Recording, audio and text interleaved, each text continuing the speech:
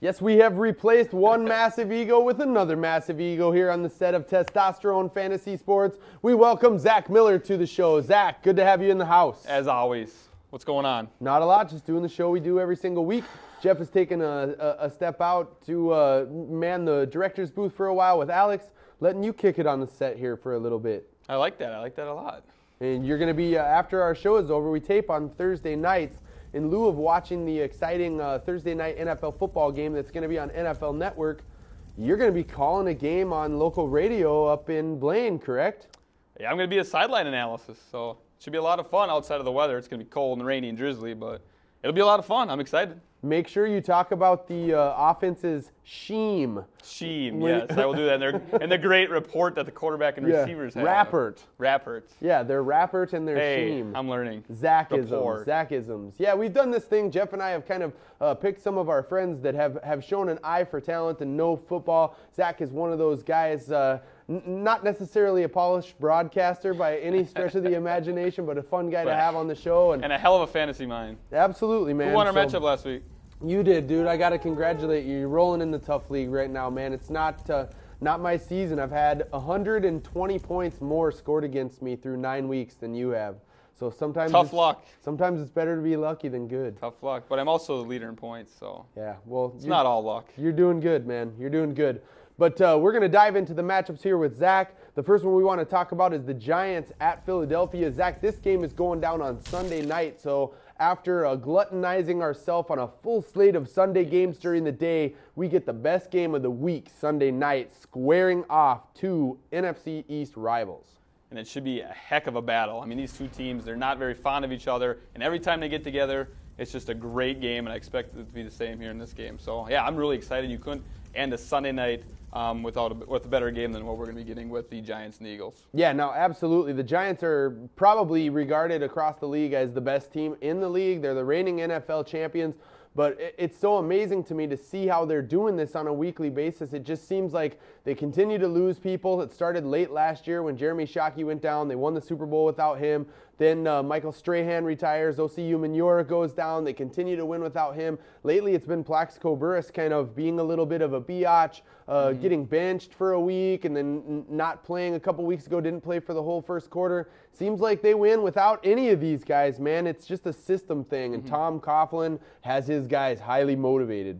It's a lot like the Patriots in those years, like the last 3-4 years. No matter who they plug in this system, everybody does their part, and this whole team produces as a whole. And it's their whole team. It's a team effort that's making them win these games. So that's the same type of deal with them. So you look at the NFL landscape. Running back is a very key position for fantasy owners. Brandon Jacobs, 5th in the league in rushing right now. I wonder what this guy could do if he ever got the full amount of carries, but he runs really hard. Now, he clashes with the Eagles defense that's pretty tough on the ground here, Zach. What do you expect from the Giants and their vaunted running game here? Well, they like to mix it up a little bit. And like you said, Brandon Jacobs doesn't get a lot of carries. I mean, he may get somewhere between 16 to 20 carries. I mean, he's averaging 5.2 yards a carry, and he is a load to bring down. Absolutely. He's solid on the goal line. Then they bring in Derek Ward, who's averaging well over 6 yards a carry when he comes in. So they got a really good 1-2 punch. I know it's the Eagles, and their defense is very stout against the run, but as the Giants are looking at this game, they're going to try and pound the rock just to open it up for their passing game. So I expect them to try and run and be relatively successful at that. Now on the flip side, the Eagles are one of those teams that traditionally gets very hot down the stretch. We saw it again last year as Donovan McNabb got healthier and healthier. They were one of the hottest teams in the league, just barely missing the playoffs at the end. They started off a little bit slow here this year too, dropped a couple games early in the season and kind of fell down in the standings. Now they've won 3 weeks in a row. Brian Westbrook has played 2 full games. Now he's been in and out of practice a little bit this week, but they're just resting him to be healthy at home on Sunday night. Don't you think the Eagles are going to get it going here?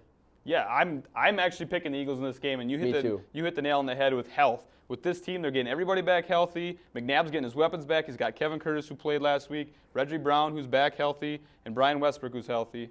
I think this team is ready to roll. Now, Deshaun Jackson, impressive rookie early in the season. He's figuring into the mix at the wide receiver position there. Which one of those 3 guys should fantasy owners be focusing on if they're going to be starting someone? Because McNabb throws a couple touchdowns every game.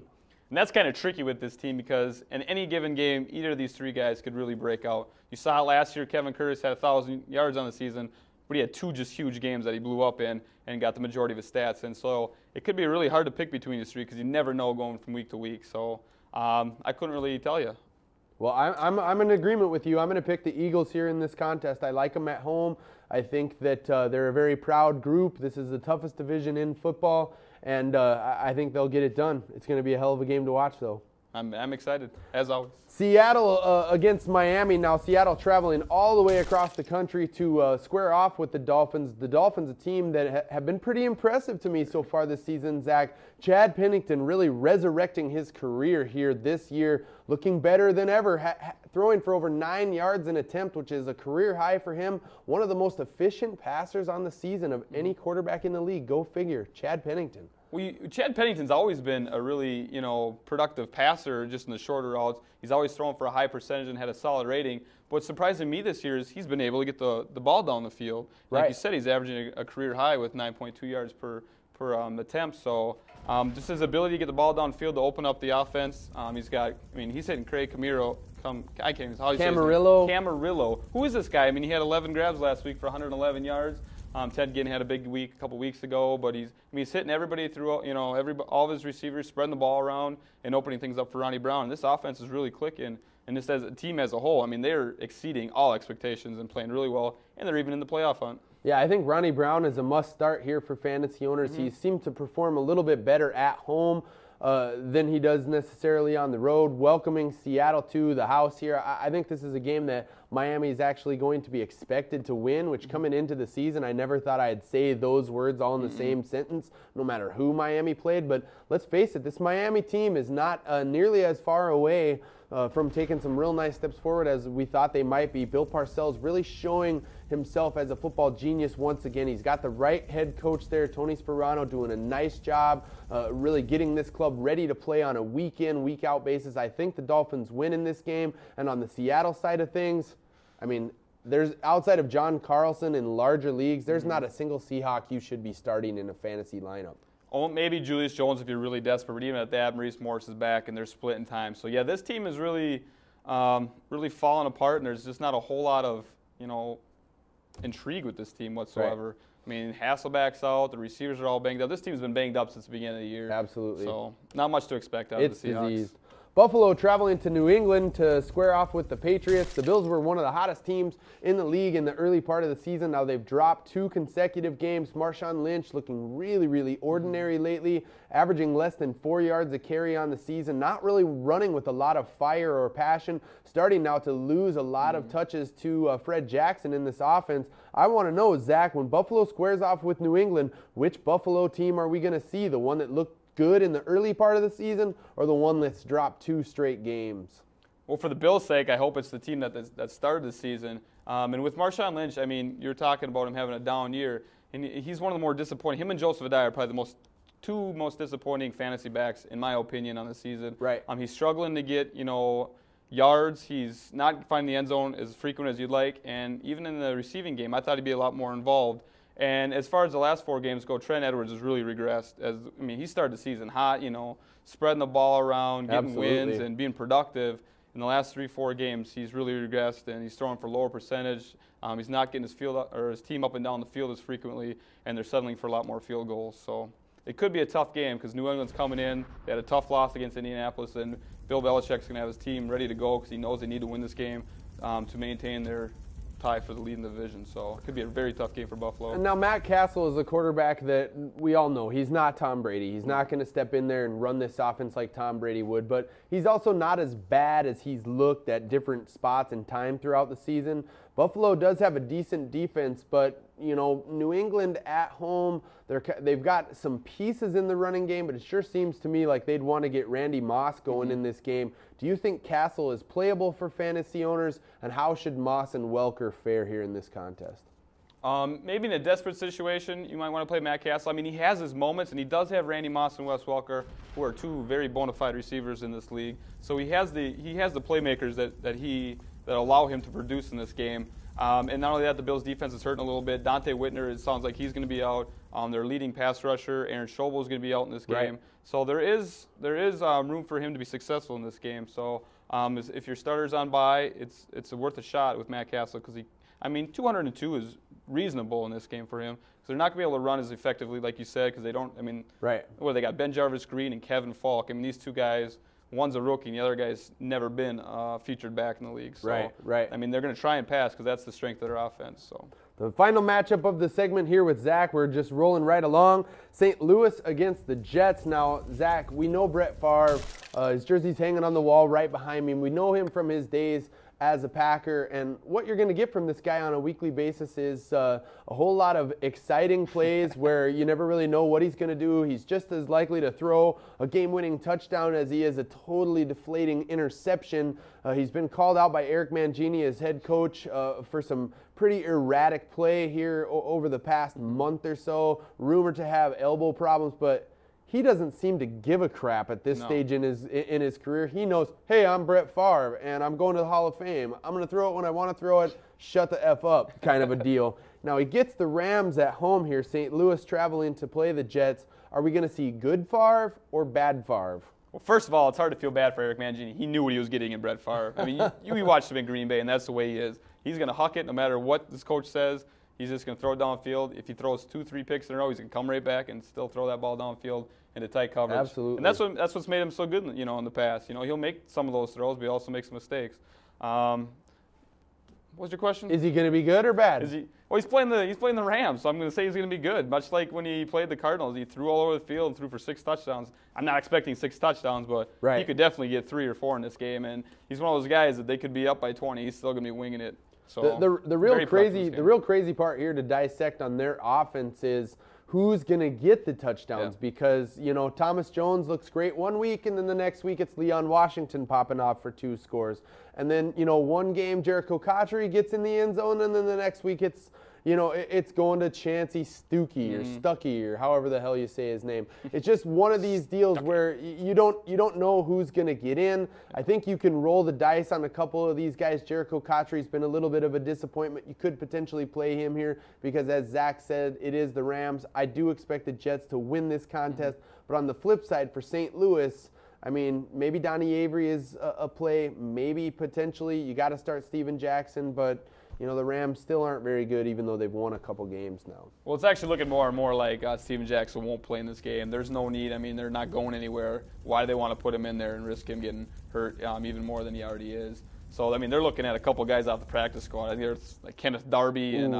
Sam Congatto they signed. Yeah, I hadn't heard that Remember yet. Sam Congatto? What was his nickname? I don't know. The Nigerian Express or something? Something like that. So, I mean, they're looking really thin at running back. The only thing you can look at in this game is maybe they're going to be behind the whole game and Mark Bulger's going to have to throw and air it out a lot. So maybe you can look at Donnie Avery or Torrey Holt if you're really desperate. So if you're really desperate. Yeah, it's otherwise, stay clear of the Rams if I had to tell you any sort of advice. So. Exactly. Well, it's been fun having you on the set. I know you got a jet. You're going to go stand in the rain and watch Blaine play a high school football game. Unless you want to do it. No, that's all right, man. I got to stay here for the Fantasy Junkies at home, locked and loaded. Jeff's going to hop back onto the set, and we'll close the show down after this.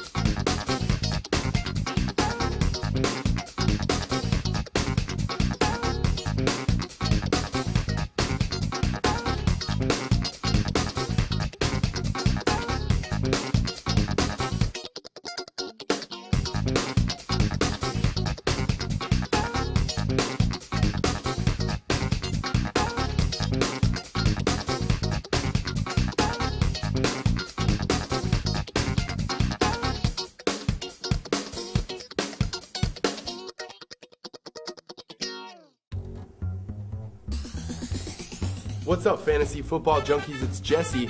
You're checking us out behind the scenes on the set of Testosterone Fantasy Sports, the #1 fantasy football show for prognostication in the Twin Cities area on cable access.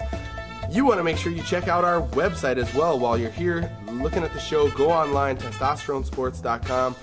There's so much stuff on there for you content-wise. You want to see the rankings, you want to see the writers' pages, but above all, you want to see this video content that we put out there updated on a weekly basis. So if you missed the show, check it out online at testosteronesports.com.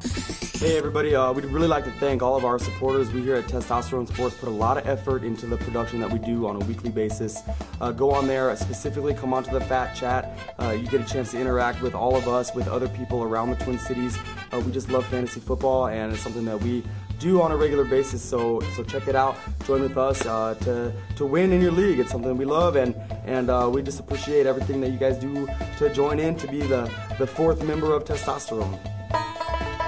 Can't get enough of the yeast or all these guys. You have rants and raves you want to read. Check out our writers pages on the website, testosteronesports.com. I go off on a weekly basis. Jeff brags about how good his team is in our league. Jesse has some crazy stuff on there. There's a guy named Will who drops some things I can't talk about on television. Check out our writers pages, testosteronesports.com, for a little more of the yeast.